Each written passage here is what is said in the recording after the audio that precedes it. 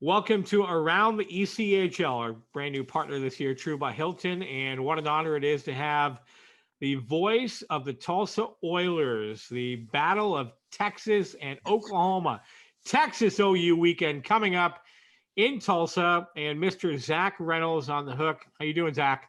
Yeah, I'm doing pretty good. I might be on both sides of that one, seeing as I'm a Texas boy living in Oklahoma. So I don't know. Absolutely, that's right. And I understand you're going to be down here for Christmas, so we might even get a chance to see you after the holidays. Yeah, I might be able to make an appearance live in person instead of the remote broadcast. Obviously with things with the bubble, it's kind of day to day on that regard. But would certainly be nice to be able to kind of just head down from my parents' house down to the Allen Event Center.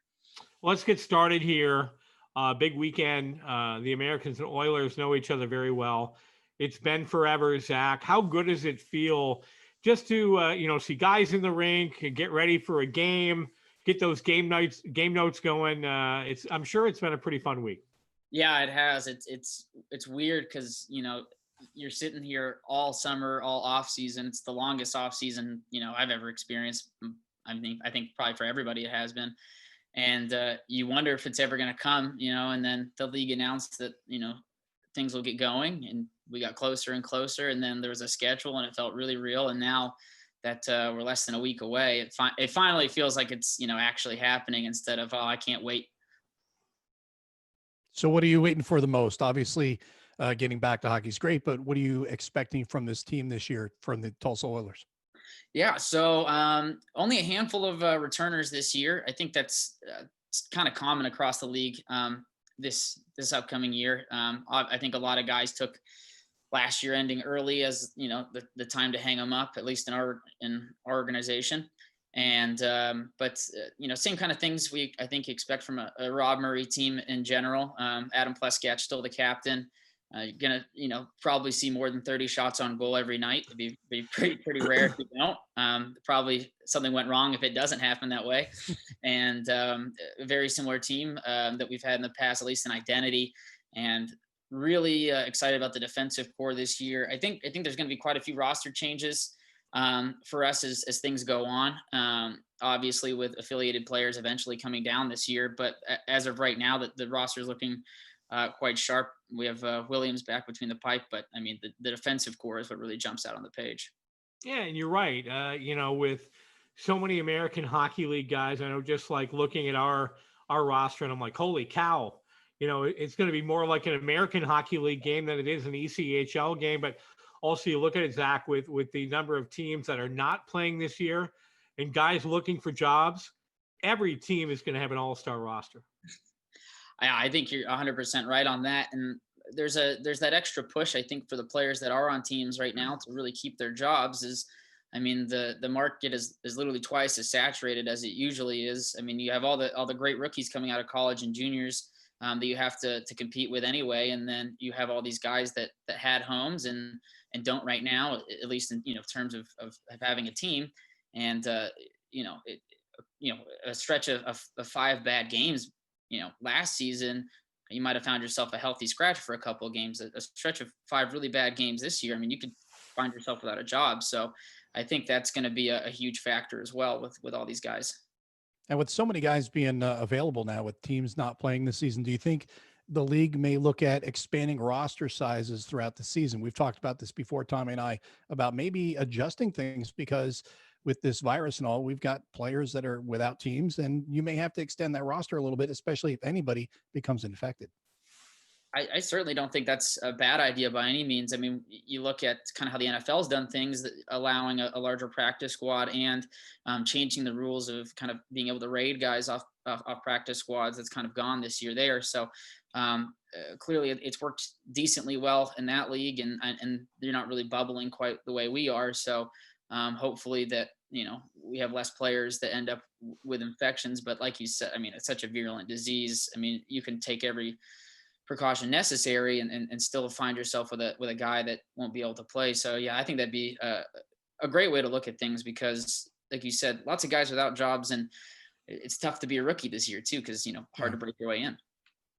This is Around the ECHL. We do it every Tuesday And why not? It's opening week, and the Americans and the Oilers, a couple old foes, go at it at the BOK Center. And the voice of the Tulsa Oilers, Mr. Zack Reynolds, is here. All right, what is your biggest challenge you found trying to do your job with, number one, being outside the bubble and trying to get everything done, like, player headshots and interviews and, bios and just all the information we try to gather in that first, couple weeks of training camp? Well, what's the toughest thing trying to get your job done, Zack? Oh, we kind of talked about it a little bit off the air about not being able to recognize guys, especially these new guys. I mean, even the guys that have been on the team before, when they're masked up and 30 feet away from you, it's hard to pick them out. But let alone guys that I haven't even met yet that are going to be playing for us this year, and that I won't really meet throughout the season, makes it certainly a challenge. Hard to kind of throw those personal affects into the game as well. We talk about personal things that we know about the players all the time. Well, it's going to be harder to know those things this upcoming season. So obviously that's a big challenge. And luckily we've got our headshots done thanks to Nicole, our graphic designer. She did an awesome job of, making sure everything was socially distanced and still meeting the league requirements for them. But there's just so many factors that you don't even think about until they arise. And you're like, oh, great, I got to figure out a solution here in the next few hours. But just really glad that we're even getting to do it in the first place. But yeah, so many different issues that arise. But I think all the teams in the league have handled it really well so far. Well, I think the big thing right now is, as we're getting ready to start the season off, Allen and Tulsa this week, to take a name from the arena there, it'll be okay. That's for sure, because we'll finally have hockey back. And, what have you been doing in the off season while you've had all this extra time?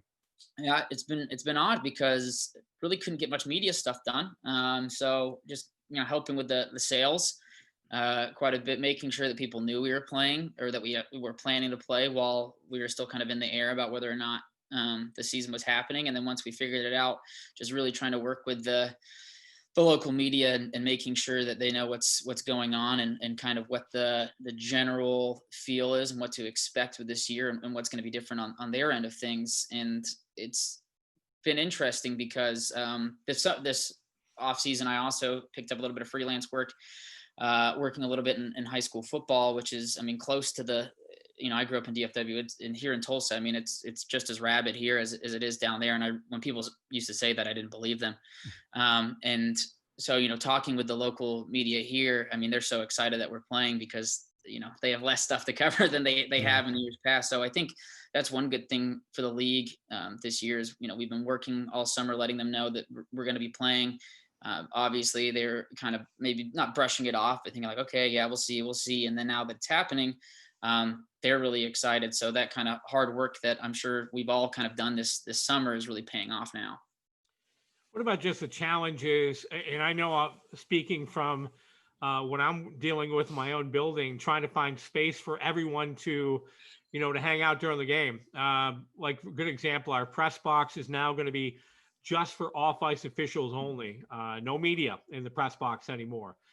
The media will actually be downstairs in one of those meeting rooms where Steve Martinson normally does his post-game press conference. So they're actually going to be watching the game on a TV monitor. And my staff is going to be in our office working on game night from their desk, watching the game on ECHL TV. So we've had those challenges here in Allen. I know you got a bigger facility than we do. What about for you, the off-ice officials, the media that show up? How are you going to separate and keep everybody safe? We're kind of blessed, as you know, we don't have exactly a press box, more of a press row. Yeah. So we're going to have the ability to really essentially make our press row one entire side of our arena, which in an 18,000 seat arena will give us enough space, but wasn't able to administer as many media credentials as I have in the past, which is difficult. And, it's a difficult conversation to have with some people that have covered the team for a long time, saying like, hey, it's just really not a feasible option. I can find something, for us to work in the middle here, but we can't do things the way we were before. That was obviously really hard. We were lucky that we had an event. We had a season ticket holder event that went on this past week, actually on Friday, where we kind of practiced the social distancing and having everybody in their masks and the BOK Center's done a really good job. I'm not exaggerating when I say I went around like pretty much the whole building. The furthest away 2 hand sanitizer dispensers are in the entire building is 23 of my steps. So like probably like 16 of a regular human being sized person steps. So that was good. And Sean watching, our VP of tickets, he's done such a great job figuring out how to keep everybody socially distanced, along with the building as well. We're lucky we have such a big building, but there's going to be 3 seats on either side of everybody. So there's not going to be anybody within 3 seats of your group, your family.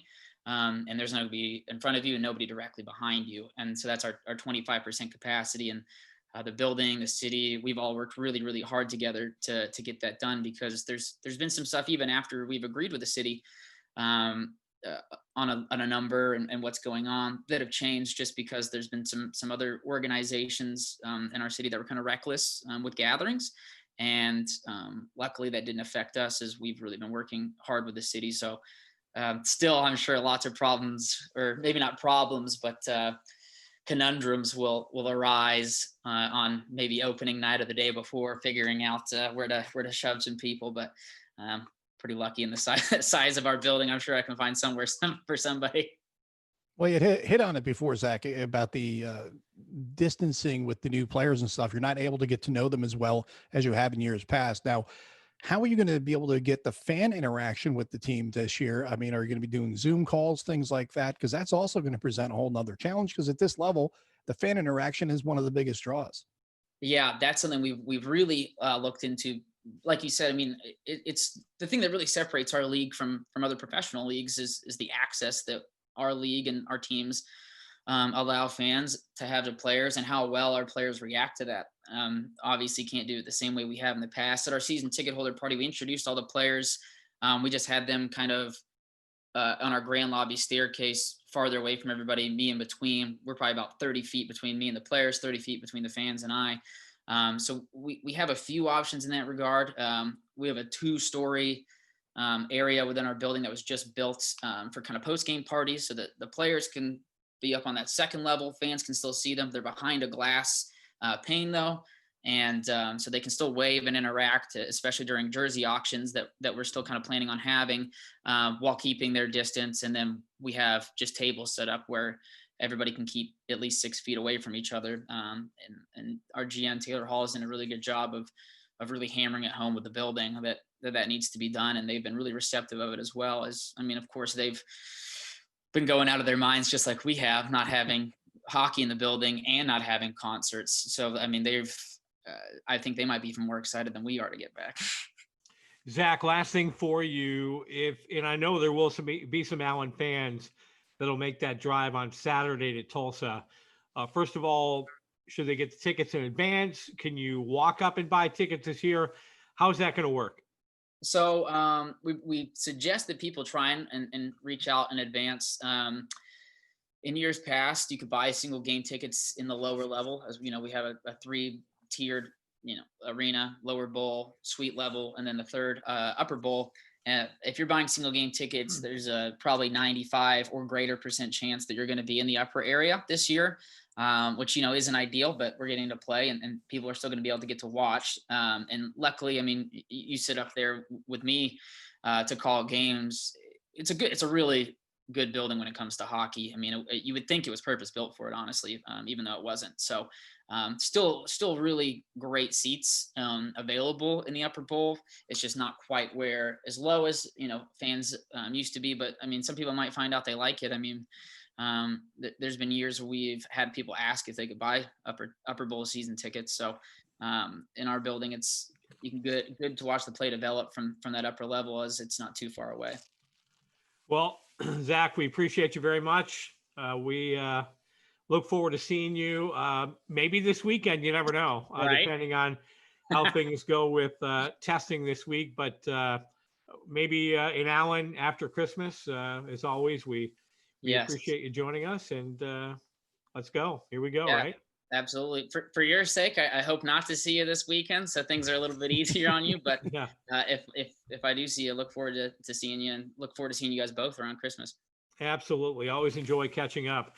For my broadcast partner of now 10 years, the one and only Mo Fitz, not Ella Fitzgerald, I'm Tommy Daniels, and thanks to our special guest tonight, Mr. Zack Reynolds, the voice of the Tulsa Oilers on Around the ECHL.